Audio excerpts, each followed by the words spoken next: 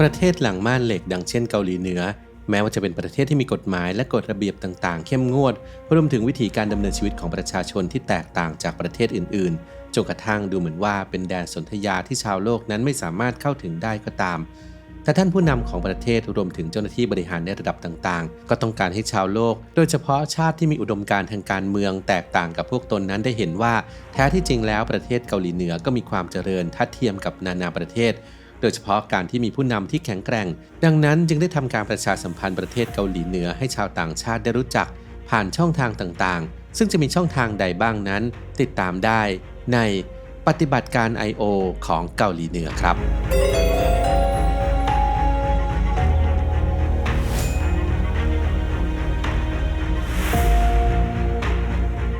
1. ปฏิบัติการ I.O. ผ่านสื่อโทรทัศน์และวิทยุการประชาสัมพันธ์ประเทศของตนผ่านสื่อโทรทัศน์และวิทยุนั้นเป็นวิธีการที่ได้รับความนิยมมากและมีมานานแล้วเนื่องจากว่าเป็นสื่อที่สามารถเข้าถึงได้ง่ายซึ่งประเทศเกาหลีเหนือก็มีช่องโทรทัศน์ที่ชื่อว่า Korean Central Television หรือ KCTV ซึ่งก่อตั้งขึ้นเมื่อปี 1963 และกำกับการดำเนินงานโดยรัฐบาลของเกาหลีเหนือออกอากาศจากหอโทรทัศน์เปียงยางช่องรายการนี้ไม่มีโฆษณาและจะออกอากาศรายการเกี่ยวกับสารคดีของประเทศเกาหลีเหนือเท่านั้นรวมถึงการ์ตูนละครข่าวและการบรรเลงเพลงจากวงออร์เคสตราที่เป็นเพลงปลุกใจส่วนรายการที่จะออกอากาศซ้ำอยู่เป็นระยะก็คือรายการการประชุมสมัชชาใหญ่ของพรรคแรงงานเกาหลีเหนือและงานรัฐพิธีสำคัญต่างๆซึ่งการถ่ายทำดูลงตัวเกินไปจนกระทั่งคล้ายกับการตั้งใจถ่ายเพื่อเป็นการประชาสัมพันธ์ชาติของตนนอกจากช่อง KCTV แล้วก็ยังมีช่องโทรทัศน์มันซูแดเทเลวิชันซึ่งออกอากาศรายการภาพยนตร์ของเกาหลีเหนือและของต่างประเทศรวมถึงรายการบันเทิงทั้งหลายแต่ในปี 2015 ก็ถูกระงับการออกอากาศไปแต่ในปีต่อมาก็กลับมาออกอากาศอีกครั้งในรูปแบบของเคเบิลทีวีนอกจากการประชาสัมพันธ์ผ่านช่องโทรทัศน์แล้วก็ยังมีสถานีวิทยุที่มีชื่อว่าสถานีวิทยุเสียงเกาหลีหรือ Voice of Korea อีกด้วยโดยกระจายเสียงออกไปนอกประเทศเป็น 9 ภาษาคือภาษาเกาหลีสำเนียงเปียงยางจีนญี่ปุ่นฝรั่งเศสเยอรมันรัสเซียสเปนอังกฤษและอาหรับเพื่อให้ชาวต่างชาตินั้นได้รู้จักประเทศเกาหลีเหนือรวมถึงสิ่งต่างๆที่เกี่ยวข้องซึ่งถือได้ว่าเป็นการวางแผนประชาสัมพันธ์ที่ดีอย่างยิ่ง 2. สื่อสิ่งพิมพ์สื่อสิ่งพิมพ์โดยเฉพาะหนังสือพิมพ์นั้นเป็นรูปแบบของสื่อที่เก่าแก่มากซึ่งประเทศเกาหลีเหนือก็มีสื่ออยู่ในมือเช่นกันโดยหนังสือพิมพ์ที่ทำหน้าที่เป็นกระบอกเสียงของทางรัฐบาลก็คือหนังสือพิมพ์โรดงซินมุนเริ่มดำเนินงานเป็นครั้งแรกเมื่อวันที่ 1 พฤศจิกายน ปี 1946 จนกระทั่งถึงปัจจุบันเมื่อเป็นสื่อของทางรัฐบาลก็เป็นที่แน่นอนว่าการนำเสนอข่าวจะต้องเป็นไปในแนวทางที่รัฐบาลต้องการเท่านั้นเช่นเมื่อวันที่ 19 กรกฎาคม ปี 2021 หนังสือพิมพ์โรดงซินมุนก็ได้ตีพิมพ์คำสั่งของรัฐบาลเกาหลีเหนือว่าห้ามประชาชนเกาหลีเหนือพูดคำว่าโอปป้าซึ่งเป็นคำแสลงของสาวๆชาวเกาหลีใต้ที่สื่อความหมายถึงแฟนหรือสามีโดยนายคิมจองอึนผู้นำของเกาหลีเหนือกล่าวว่าขอให้ชาวเกาหลีเหนือพูดด้วยคำที่เป็นมาตรฐานของภาษาเกาหลีเท่านั้นโดยการพูดคำแสลงในลักษณะเช่นนี้เปรียบเสมือนเป็นมะเร็งร้ายในสังคมที่บ่อนทำลายเยาวชนชาวเกาหลีเหนือ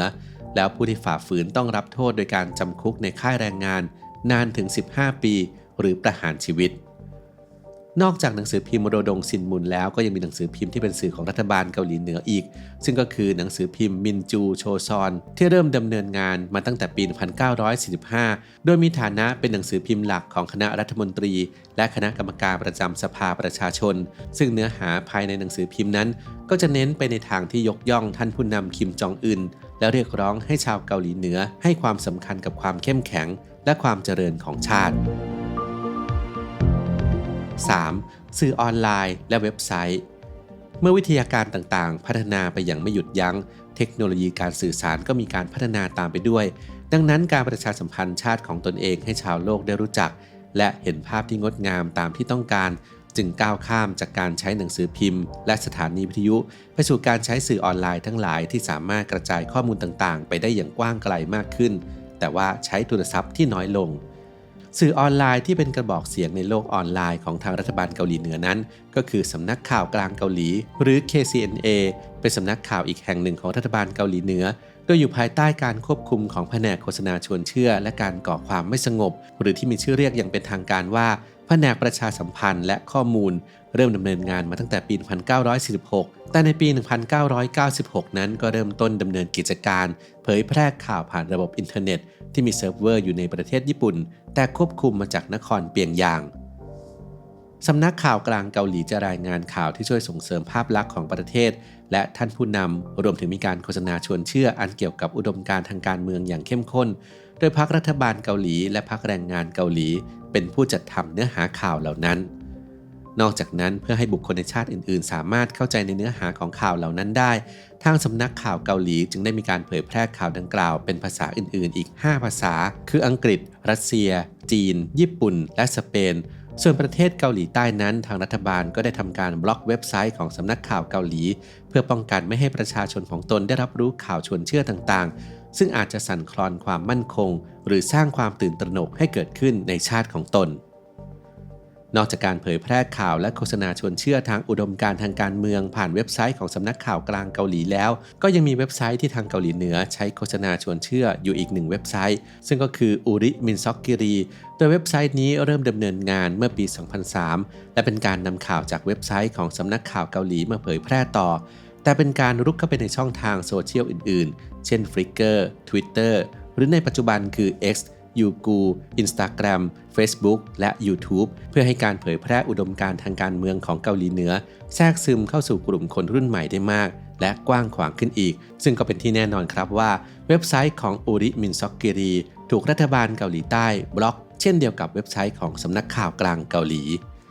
ในปี 2017 ทาง YouTube ได้ระงับช่องอุริมินซอกกิรีเป็นการชั่วคราวเนื่องจากมีการร้องเรียนทางกฎหมายจนกระทั่งเมื่อถึงวันที่ 11 มกราคม ปี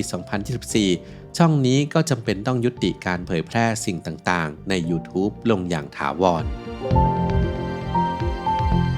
4. ช่องทางสตรีมมิ่งเมื่อโลกเสรีตะวันตกมีแพลตฟอร์มในการสตรีมมิ่งภาพยนตร์หลายค่ายเช่น Netflix HBO Paramount และ Disney Plusทางเกาหลีเหนือนั้นก็ไม่ยอมน้อยหน้าบริษัทสตรีมมิ่งของชาติตะวันตกเช่นกันโดยทางรัฐบาลเกาหลีเหนือก็ได้สร้างแพลตฟอร์มการสตรีมมิ่งขึ้นมาเป็นของตัวเองซึ่งมีชื่อว่ามานบัง